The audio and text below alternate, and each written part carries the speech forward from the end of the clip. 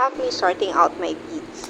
I bought this organizer, this mini organizer at Lazada, and it helps me a lot to organize my beads.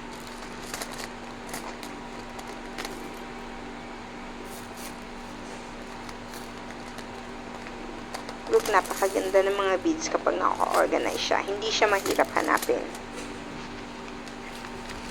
And I also bought these ribbons online. I think in Shopee, something like that. Iba't ibang kulay ng ribbons for nail arts, and also these flowers.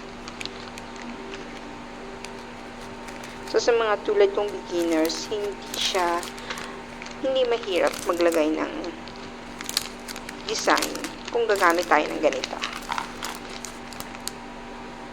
Meron din akong black, gold, and white.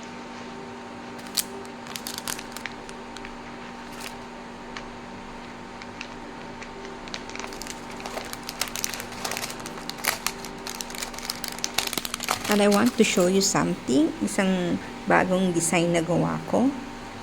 Look at it. Beginners pa lang ako, kaya hindi pa ganon kapulido yung gawa ko, pero I'm proud of myself. Nagawa ko siya. Look. Thank you for watching.